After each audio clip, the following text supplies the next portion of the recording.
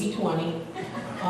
It's a long one, not really, but all of our board is here tonight. So I hope everybody recognizes everybody. We've got George sitting behind the table, Carney, and Tracy, and Amanda, Gary, who am I missing?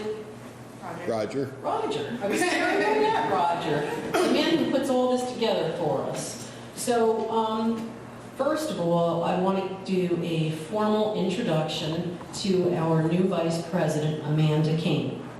Amanda, stand up so I can embarrass you. I'm going to sit down. The lights are in me. Amanda and her husband, Joe, joined our society back in June. And as soon as they joined, Amanda was in that museum, she was in those files, she was tearing those photos apart, and she was asking a lot of questions. She came to us and immediately got on board. I think she's volunteered at almost every museum opening on Saturdays since they joined, and with a few exceptions. And some of her, does everybody know Amanda? Amanda is one of our youthful members, and she comes from a couple generations of Hyde Park families with deep roots in volunteerism, and they all are making Hyde Park a better place. And to give you an example of that, her grandparents are Bob and Phyllis DeLon, so you already know that. And then her parents and her in-laws and Amanda and her husband, they do so much volunteer work for the town of Hyde Park, and that's what makes Hyde Park so great, is all our volunteers. So Amanda has also sat in me during many absences, and I've dumped on her literally. We had our former vice president resign, and we all panicked.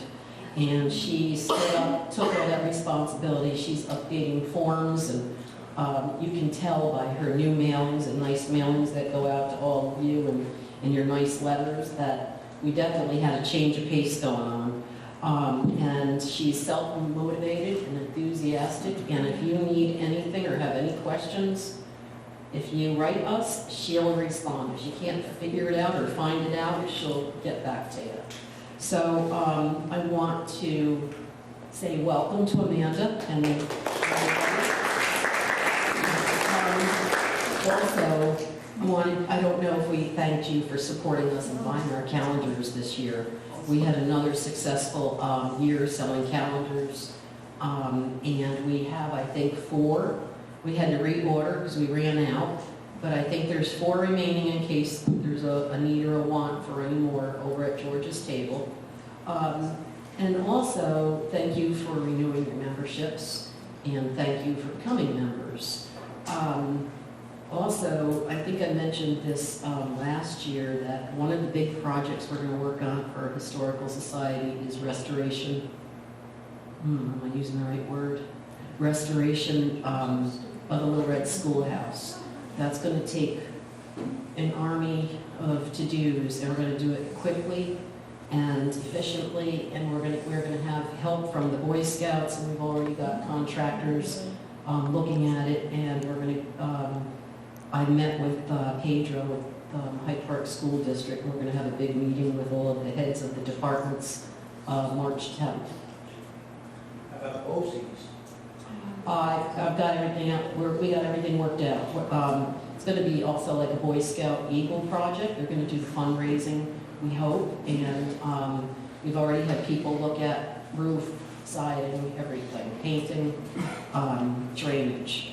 So that is going to be our big project for this year, and you never know, we might have to, seek out more volunteers for something. Our biggest role is to be feeding the guys as they work, because it's all being done for free. Okay. So also, the biggest thing I need to talk about is that we are seeking candidates for our board. In order to do this, we have to solicit input.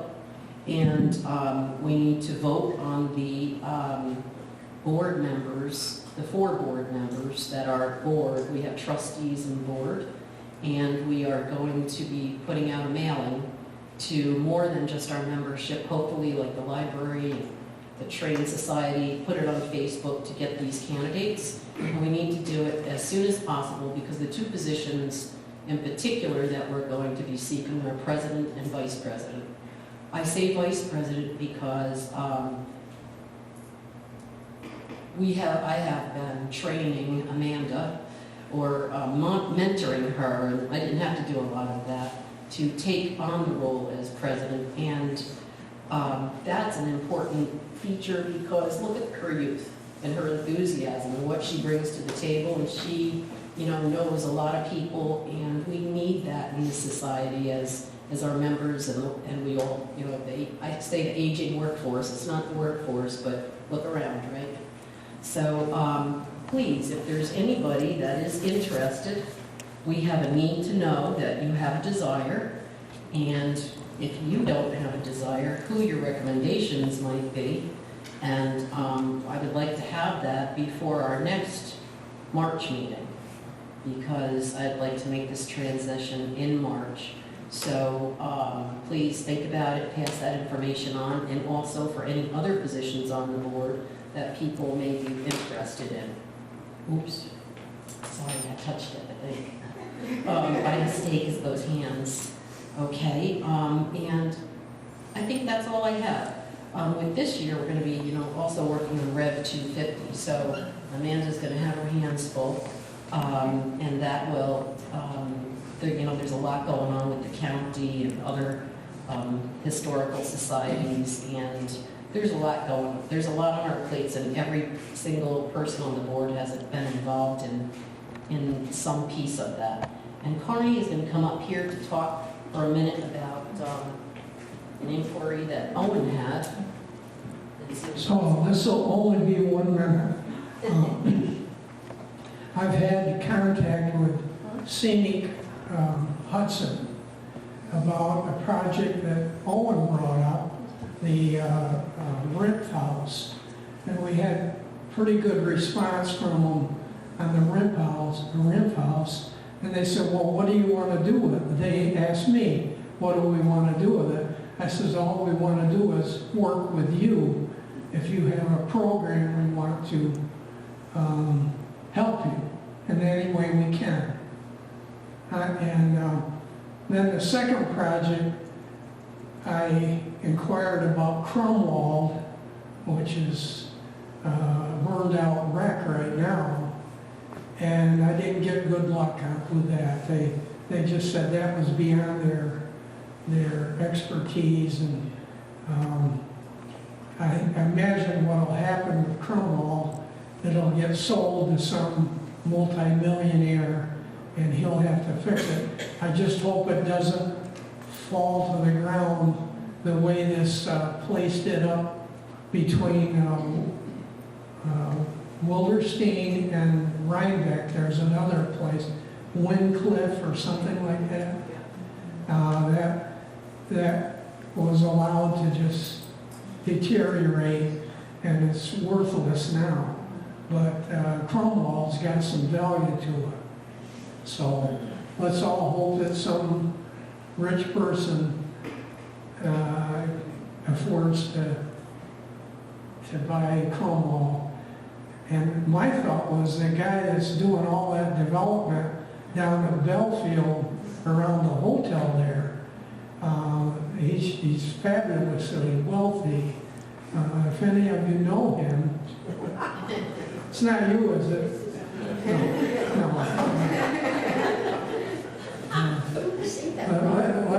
Let's all start thinking about that and ask around. You know the guy that's doing the development down there, or maybe start going to the planning boards and the planning board. I think the town has an advice going through that planning board right now. I don't think you can. All right. Marty, where's the Rip House? The Rip House is halfway between here and Statsburg, and it's on the left, and there's a mile marker right in front of it. Yeah. And it's the second, Oh, it's the old camp. it's either the second or third oldest house in Hyde Park. The Rip family was the second oldest family. I don't know about the house. It's either number 2 or number 3. All right? And I don't want to take up any more time. I said a minute, I think I went longer than that. So I'd like to introduce Owen Clark and his program about the Hudson River School of Art. And I brought my wife just to make sure she saw it. And there's cookies and refreshments in the back. I was going to say just a couple more words about Owen. Also, let's welcome his lovely wife, Linda. In the back. Owen and Linda are both members of our historical society. And I think you've spoken to us before, Owen, a couple of years ago. I think I sat in this very audience and you gave us quite a presentation on this. Well, the Hudson River School was a mid-19th century American art movement embodied right here in the Hudson Valley. And the landscape painters typically did paintings of the Hudson Valley and the Catskills and parts of the Adirondacks and the White Mountains. And Owen is closely involved in that and has been collecting and has quite an extensive background, my cheater sheet with the page, right? And one of the most famous people that you've probably heard of is Thomas Cole. And most of you, or all of you, I hope, have been up to Olana and even up to, Thomas Cole's place.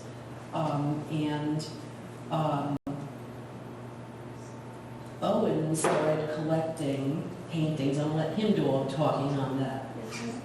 By a third-generation artist known as G.H. McCord.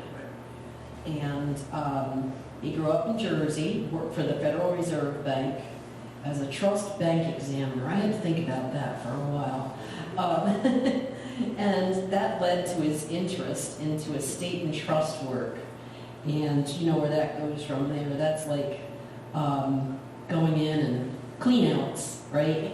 And something near and dear to a lot of people. And he's been very successful in doing this. And so he went out on his own and did this. And I think that's what brings him here to talk to us about, his in-depth knowledge of the artists, his collections, and some of his notorious finds during that time.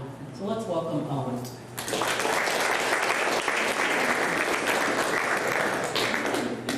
Adjust this so you can figure it out. Why don't we get you set up over here?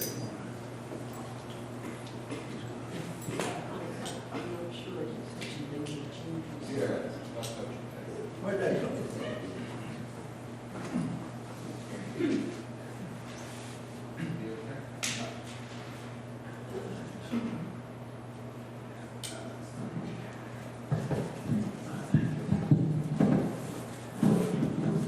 Everybody's got to have notes.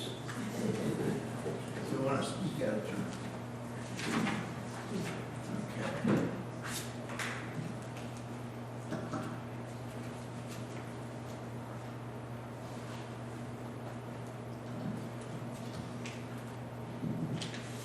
All right, thank you.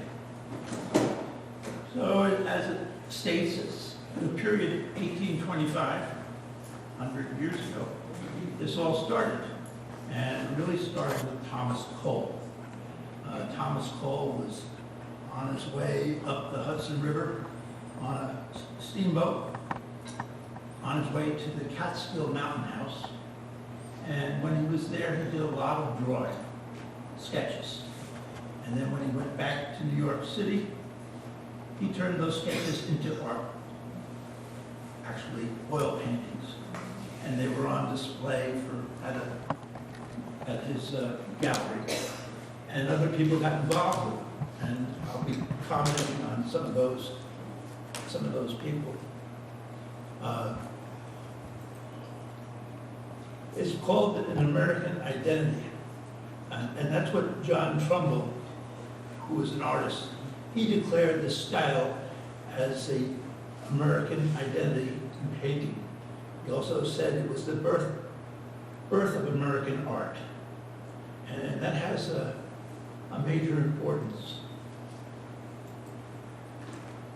The term Hudson River School really isn't a school, but it's a group of people that got together, and it really, for the importance sake, covers discovery, exploration, and settlement. Their landscapes were painted, as it stated, 1825 to 1875, but it really went beyond there. I have some paintings that you'll see afterwards that are by some of this painters. The group of artists, they lived and mostly painted in the Hudson River. And as if you go over to Vanderbilt's and you look out over the river, you'll see why. You can put yourself into a picture just by looking out over the river. If you cross the Rhinecliff Bridge and you look out to the mountains there, you almost can find yourself embodied in a painting. Now this group eventually settled in this area. Thomas Cole, he's up in upstate New York in Catskill. And across the river is Frederick Church and Olana, as mentioned before. And all of these people showed their work in a New York City gallery as a group. And in 1870, Clarence Cook, who was a New York Tribune art critic, coined it the Hudson River School of Art. And unfortunately, their work was sort of diminishing in popularity, but it continued on. As I said, discovery, exploration, and settlement were very important. The paintings show pastoral settings with human beings and nature, and they coexist. The major importance that I see is that it was an effort to really save the land. And by saving the land, it preserved the land, which eventually developed into the national park system.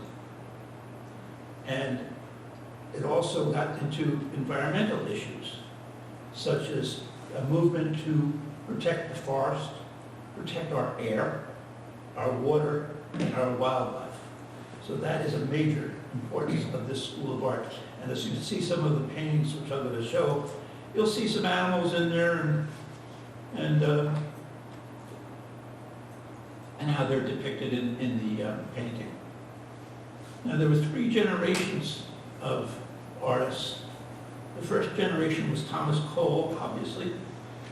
Asher B. Durand, I'm going to speak about him as well. Alvin Fisher and Thomas Dowkey. Those were the 4 in the first group. The second group had 6 names, Frederick Church being one of them. Albert Bierstadt as being another. And I'm going to talk about both of those gentlemen. And the third generation is G.H. McCord, George McCord, and he is the gentleman's paintings that I really got involved with many years ago. Again, working as an estate representative for the Dutchess Bank, and then later Bank of New York, then Rhinebeck Bank, Bank of Millbrook, and now for myself. I did meet some wonderful people, and one woman in particular noticed that I liked one of the paintings she had, and she left it in her will to me. It happened to be a George H. McCord. And anyone who is familiar with IBM would recognize the name Peggy Mayer, Bill Mayer's wife. Now, she was a wonderful lady. She lived to 99, and just a wonderful lady. So that was, I will show you that. I have a slide of that picture. So, some of these artists were also students of Thomas Cole, such as Asher Durand and Frederick Church. To brighten it up. Let me bring this down a little more. little different from when you're working from home. So those were the environmental movements, the savings of land, the national parks. Those are the 3 generations that I'm going to really be covering.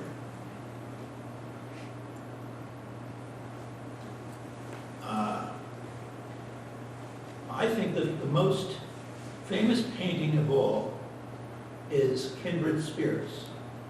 Now, Kindred Spirits was commissioned to be painted by Asher Durand, by a wealthy family, and is a picture of Thomas Cole and William Cullen Bryant standing on a cliff looking at the Catskill Falls.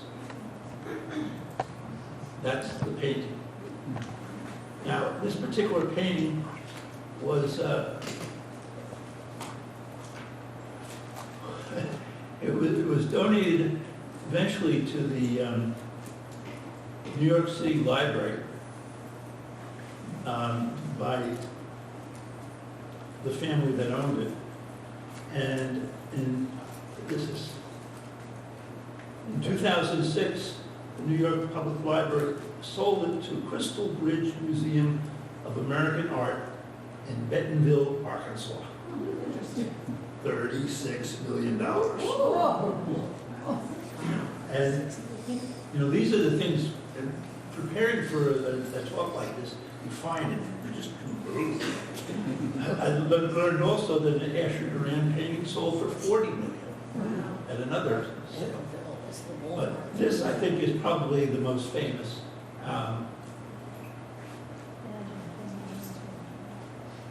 My favorite is George McCord. And I'll show you some of his work. Whoops.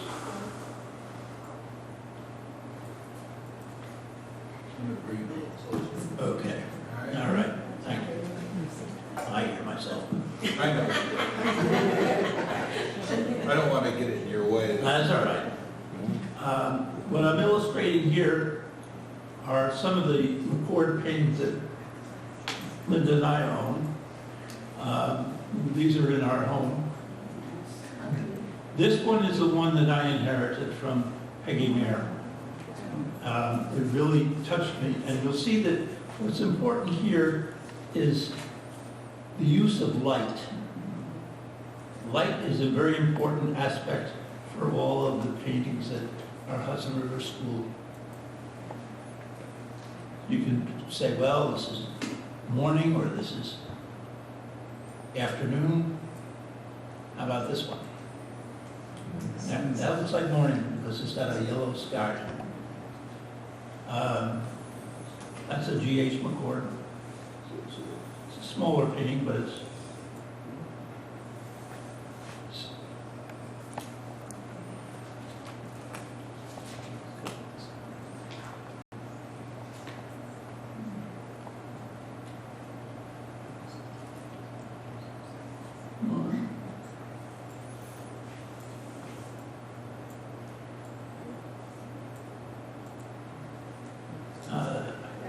George McCord liked boats, seascapes, and as you'll see, one of the paintings I brought has some docked boats in it. It's kind of interesting. Where was he from, sir? George McCord was from New York. Okay. Yeah, he was a New Yorker.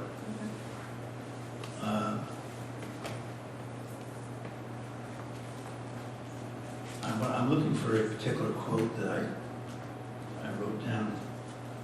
And I'll see if I can find it in one of my notes.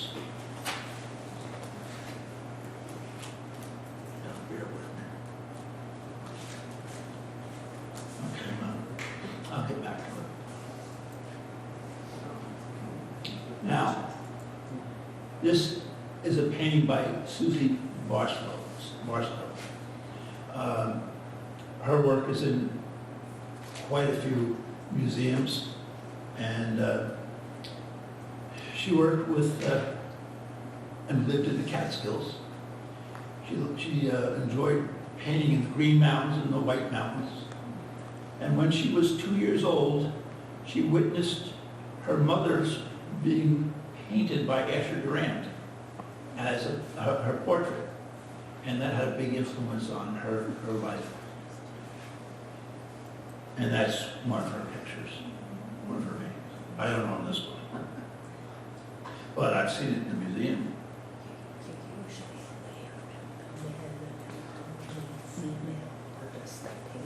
Now, before I get to the museums to visit, I've got to share a couple other things with you, because it's,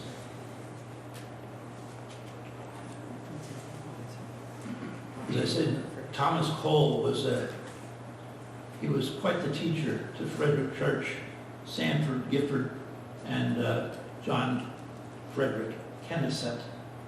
And all of those gentlemen were founders of the Metropolitan Museum of Art in New York City.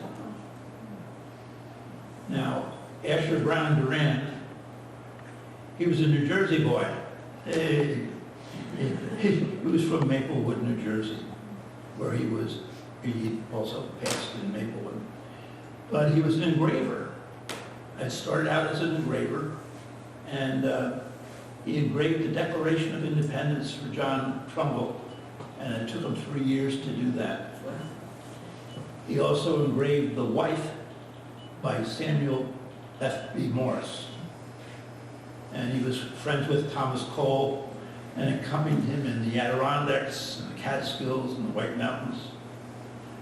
And he was quoted as saying, "The true province of landscape art is a representation of the work of God and the visible creation." So there's some spirituality to the whole process.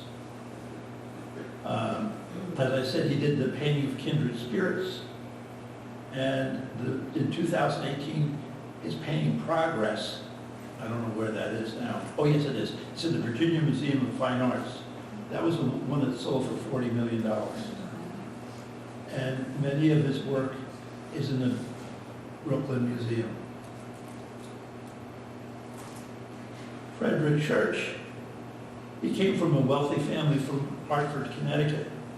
And you may know Olana up in, I'll call it Hudson.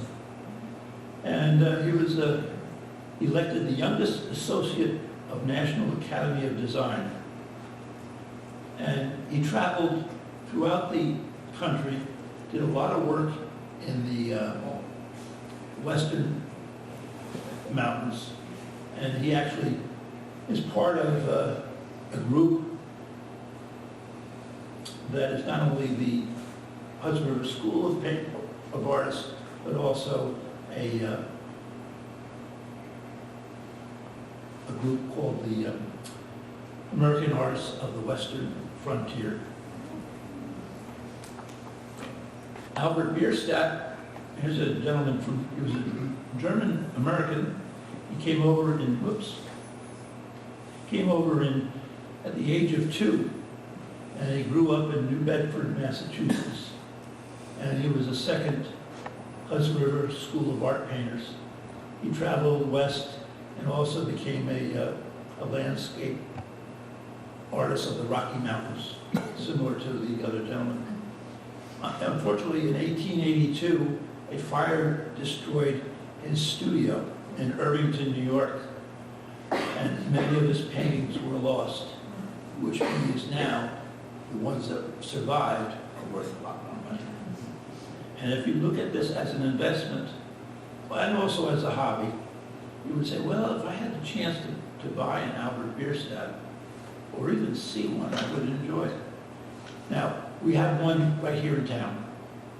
If you go to Mills Mansion, and I'll give you a clue, it's on the first floor, and it's just a beautiful painting. I went up to take pictures of it, but I never got into this slide presentation, unfortunately.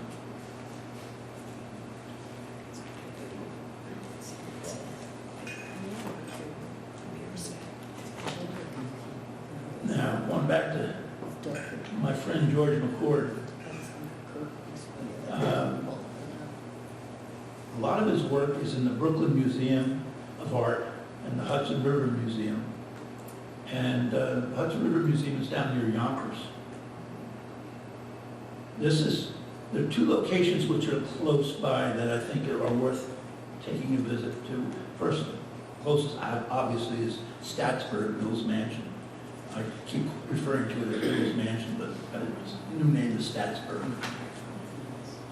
And the other would be the Francis Lehman Loeb Art Center at Vassar College. Now, at Vassar College, there are 2 Asher Durans, 2 William Harts, 1 Jervis McEntee, 2 Frederick Church, 1 Sanford Gifford, 1 Charles Moore, 1 Jasper Crosby, and 1 George Inez. And I'm going to show you some of those as we go down.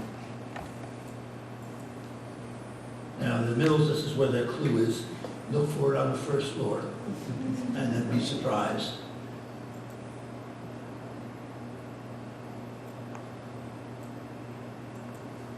Okay, this is at Vassar.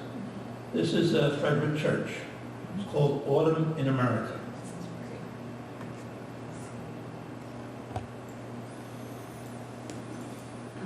This is in Asher Durand, where the streamlet sings in world joy.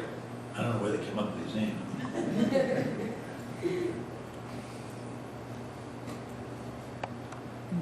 This is a William Hart, and you'll see some animals in there.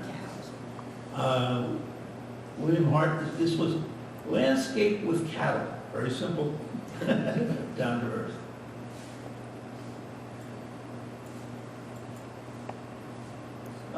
Charles Moore, down the Hudson by West Point.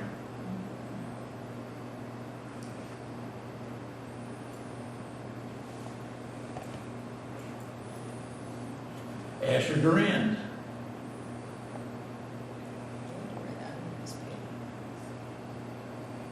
It's beautiful.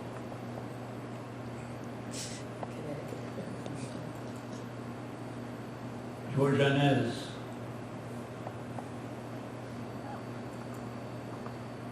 And another, actually this is Through the Woods by Asher Durand. It's a very lovely painting. So, if they've got 2 paintings that we know sold for 35 and 40 million, I guess they probably have a pretty valuable price tag on those if they were ever sold. But these were the collection of Matthew Vassar, who left them to the college. And there's a whole room at the Francis Loeb Museum that just specifies Hudson River School.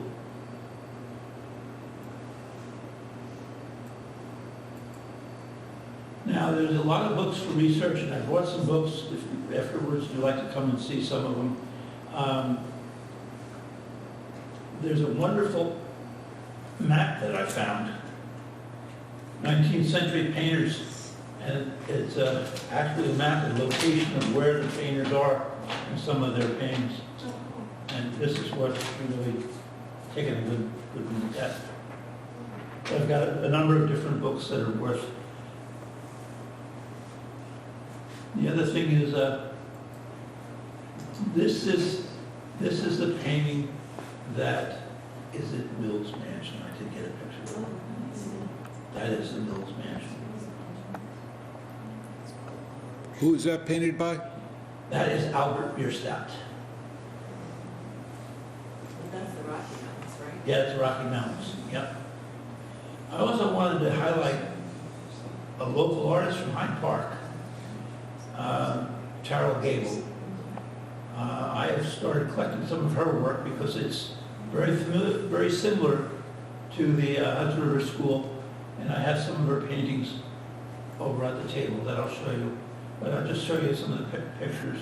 Again, the use of light is paramount. You can sit and look at a painting and go into a real heavy thought process and just stare at it and bring yourself into the painting. These are all Carol's works.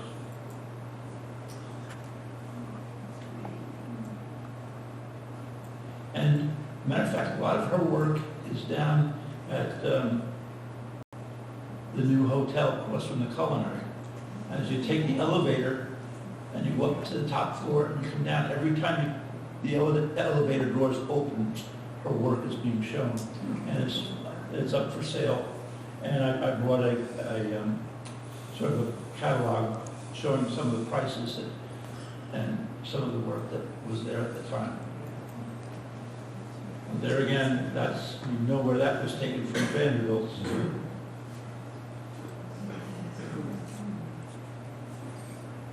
I found that Shannon's Fine Art Auctioneers in Milford, Connecticut,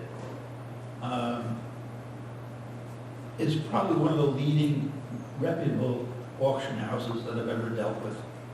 And they publish a catalog beforehand of the artist's work. I've purchased several paintings from them. And they have an open house when you can go and obviously see firsthand.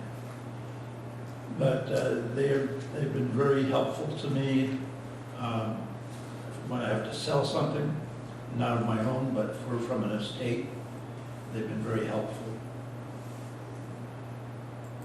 Then I also found that Painting Restoration, Foreground Conservation and Decorative Arts, LLC, they're in Livingston, New York. And John Lippert is the gentleman behind this organization. And he has done some work for me. Sometimes you get a painting with a tear, unfortunately, or some missing oil. And I brought one that I just bought, the painting I just purchased, and one of the clouds in the painting is missing, missing a piece of oil.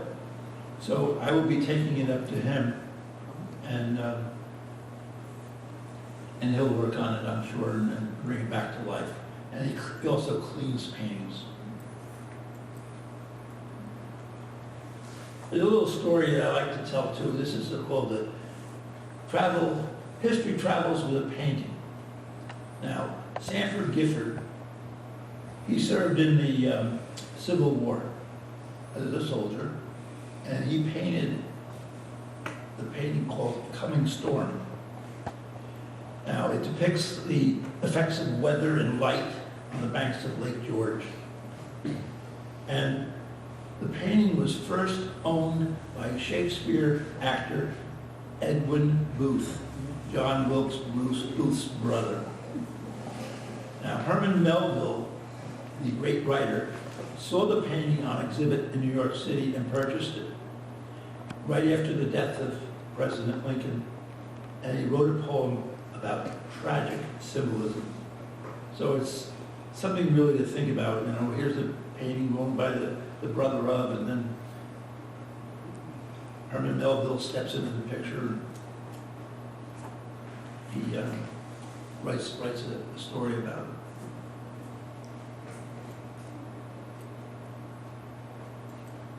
Now, there's one thing else I'd like to see if I can locate because it's worth sharing. Oh, here it is, good. I'd like to quote Judith Hanson O'Toole. She was the director and CEO of Westmoreland Museum of American Art.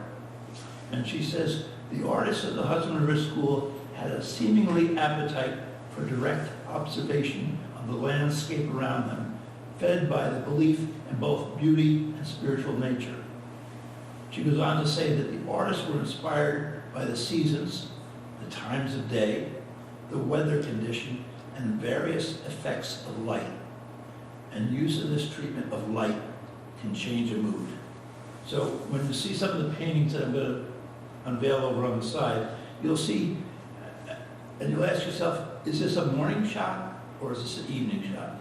What mood would I be in if I were the artist painting this and seeing this in life? So that's a rundown of and I have this here too, this is Harold's work. And her work is not really very expensive, so it's, you know, it's reasonable. Now, the painting that I just bought that had the missing paint on cloud, it was described as being damaged. So I knew that I didn't have to spend a lot of money for it.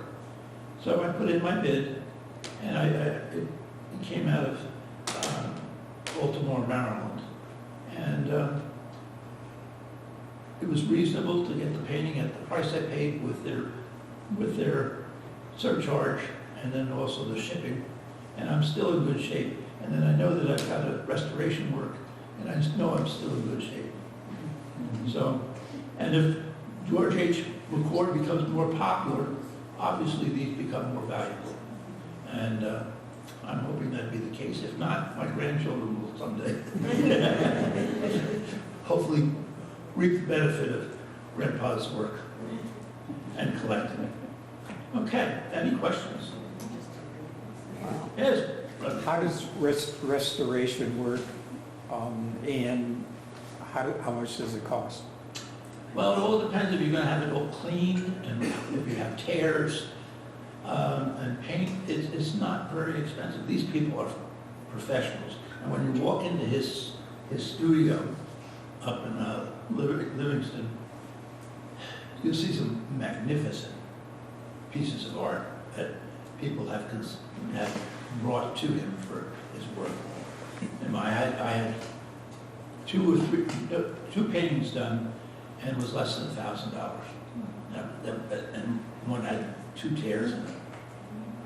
You know, and that's pretty serious business when you have a tear. So he can look at it and say, yes, I can fix that, so Yeah. he won't even tell the difference. And he can give you an estimate, you know, if you had a painting that you want. Now, Roger wants to buy a painting that I sort of contributed to the Clinton Historical Society. I mean, Just write a check for no, here's the deal. I had an Asher Durand unsigned painting. And I told the Historical Society that the minimum bid has to be $15,000. And then part of that would come back to me, and everything over $15,000 would be theirs for the Historical Society. Now, I have a painting here that I brought that I'll put a minimum bid of $1,000. And we'll split it, and everything over $1,000 you can have to sell that painting. So I'll show you that. It's also a G.H. McCord. So there's an opportunity for the Hyde Park Historical Society to raise some money. But again, minimum bid has to be $1,000. And it, believe me, is well worth it. Most of the G.H. McCords are in the $10,000 to $15,000 range. This one is, believe me, is a gift. Yes? And there are other people that you have used to do work or framing too. Yes, That's the framing. separate from restoration, and sometimes that can come out to be more than the restoration. Yes. Depending on the fanciness of the frames. And most of the Hudson River School of Art have quite exquisite framing Oh, you'll see as some well of the as frames the are painting. making them extra heavy. Yeah. But we When I brought them in here. found a gentleman that we used not far from Pauling that did a beautiful reframing of one of ours. Yeah, I have the information on him, if anybody is interested in needing any work on the reframing. He was very, very nice and very reasonable, I thought. The other museum that I like very much for the Hudson River School of Artists is the one in Albany. And I can't think of the name of the museum. I can It's tell a you. smaller museum, and you can take in more Hudson River School of Artists paintings. You're not overwhelmed. In some of the big museums, I can get very overwhelmed. And this one in Albany, if you love this time period, it's probably my favorite because I get to see the most paintings in a smaller space, and I just love that one. Yeah, It's up on the main drag in Albany. yeah, that's it. Okay. Oh, and what do you think about our painting in the museum? Oh, yes, that's another one to mention. In the museum, there's a Hudson River School, I will call it a Hudson River School, there's no date on it, and it's not signed. But somebody, the owners mistreated the painting, and I believe it probably hung over a fireplace. The oil was cracked quite seriously, but it was in the Parker House, and it was donated by the people who owned the Parker House, and it's on the back wall in the museum. It's a very, very pretty picture. Parker House is across from Regina Cheli. Yeah. Oh, Yeah. Was that Queen Anne or yeah. yeah. Queen Anne, or, yeah, I guess that is Queen Anne. Queen Anne House? Yeah. But, if you put a painting over a fireplace, and back then they used the fireplace mostly as a source of heat, you're gonna ruin the painting. Is that restorable with the crack? You're talking about the cracks? Yeah, that's beyond. That's beyond. Because I looked at it last Saturday. I took some pictures of it too. And, We just don't know who painted it. no, but I didn't take it off the wall, but sometimes the artist signs the back, which is unusual, but they do. And they also put a date on it. We'll see some dates on some of the paintings I bought that are George H. McCord's. But first, let me get the painting that I want to donate to.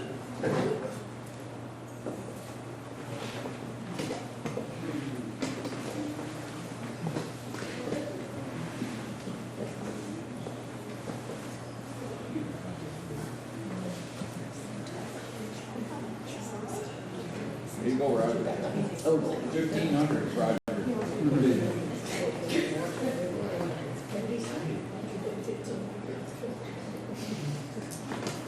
This is a painting that I'm going to put up for bid, but it has to have a minimum of $1,000. Yes, it is. This is a George McCord painting, and it is signed, the lower left. And you can see the boats right up to the, but you'll come up and you'll see it closer. So I know it's hard to recognize from 6 rows back. But this will give you an opportunity to raise anything. And you can put it up for bid for, let's say, a month or so, and see if you get any, take some pictures of it, see if you get any bids online. And if you don't get any bids, then I'll take it So back. what's the background of the painting? Background? Well, no, where'd it come from? Location? I don't know. It's, On the shore.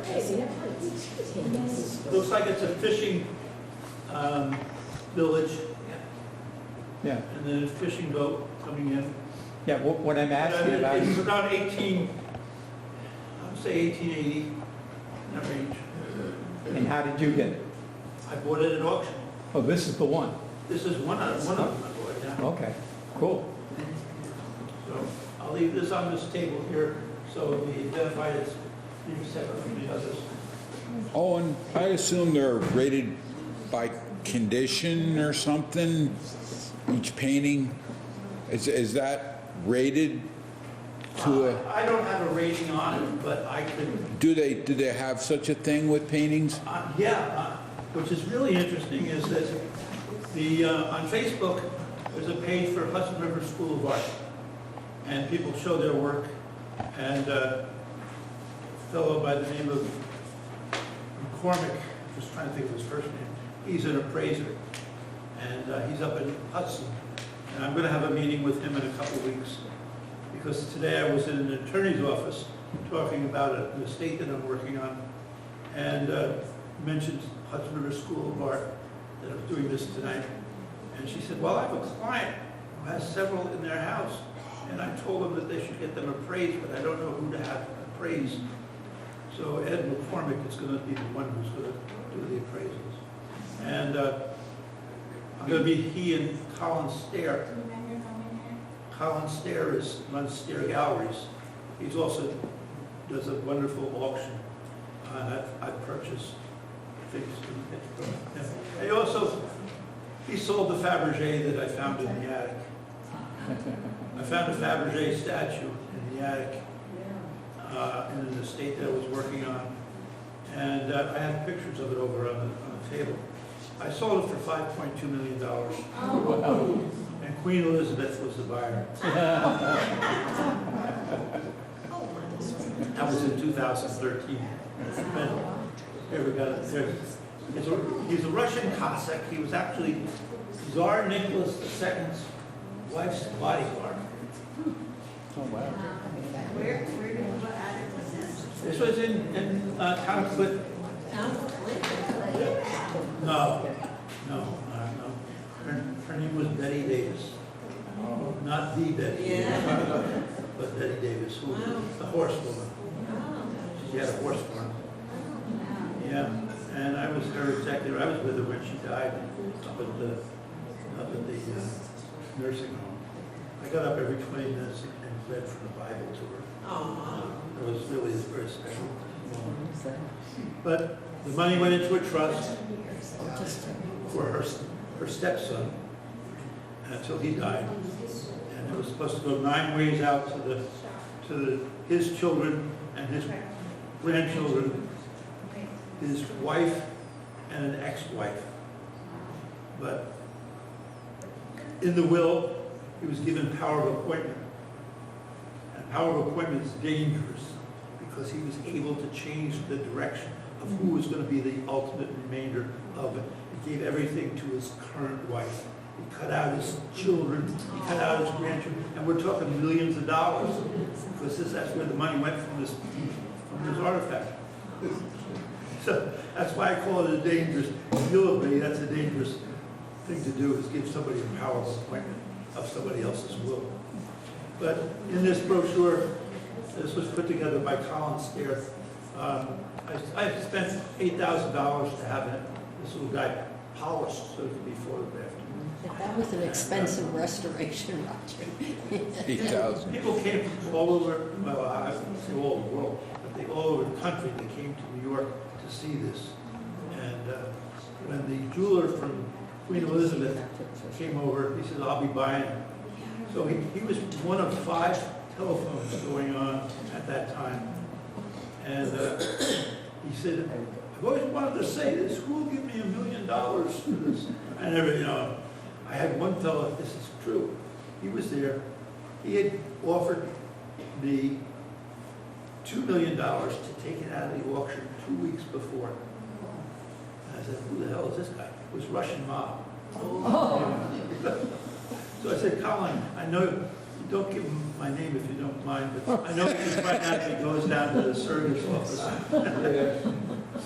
So, but he was there, and he went up to 2.5, and then he quit. But it was incredible. It was incredible auction. And what I do is I hire off-duty policemen to help me move things in the house. Usually it's somebody from the sheriff's department. And I can trust, obviously, I can trust them.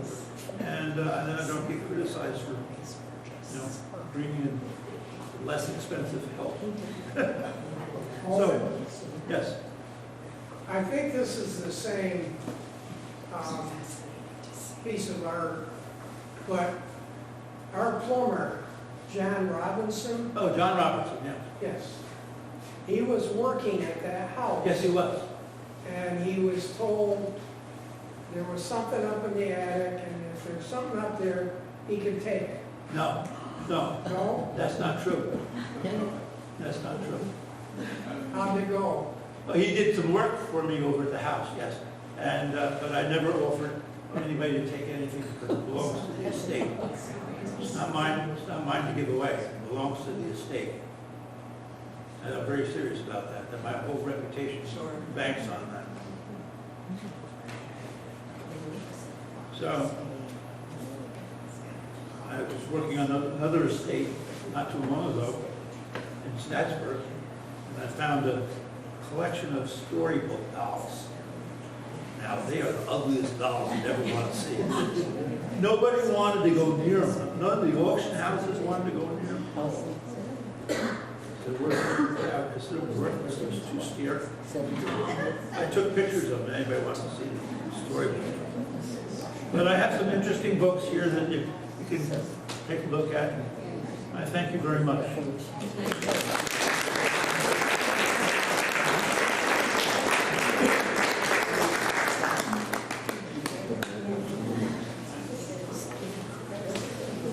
Yes. You have more paintings that you brought. Yes, I want to show those to, Yeah. I'll unveil them. Just shut this down. We'll just wheel this baby over here. Yeah, get behind See if me. I can get a view of this. I haven't seen you guys.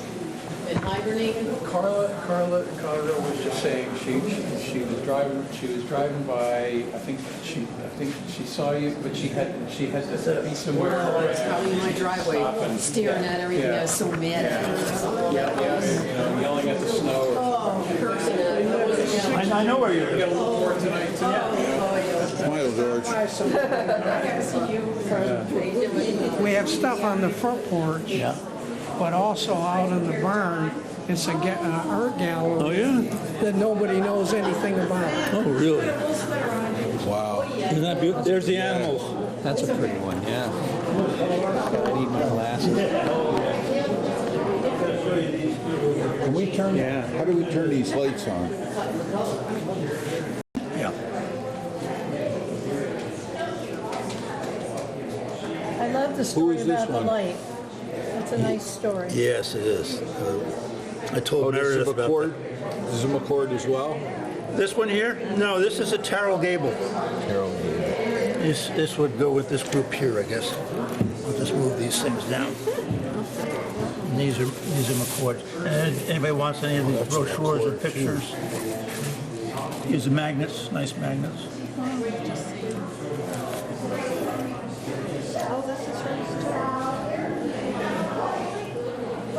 She's got the touch. Now, this is the painting that I just bought. Oh, excuse me. This is right. No. This is the painting that I just bought with the damage. Oh, yeah. That's the one with the damage. Okay. So that'll go up to restoration. And I don't know, I saw the. There's something else right in the middle. Yeah, it's a missing cloud right up in here. And then you look back, it's already been treated here because you can see a tear. But he'll take care of that, fix that for me too. Kind of like right, Yeah. like right there, Yeah. or something, yeah. So this was a bargain price. You know, when you have a painting like this, and if you're under $1,000, it's a bargain. Yeah.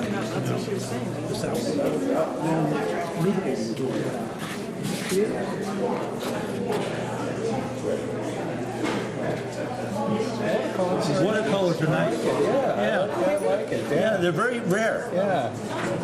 Just beautiful. Let's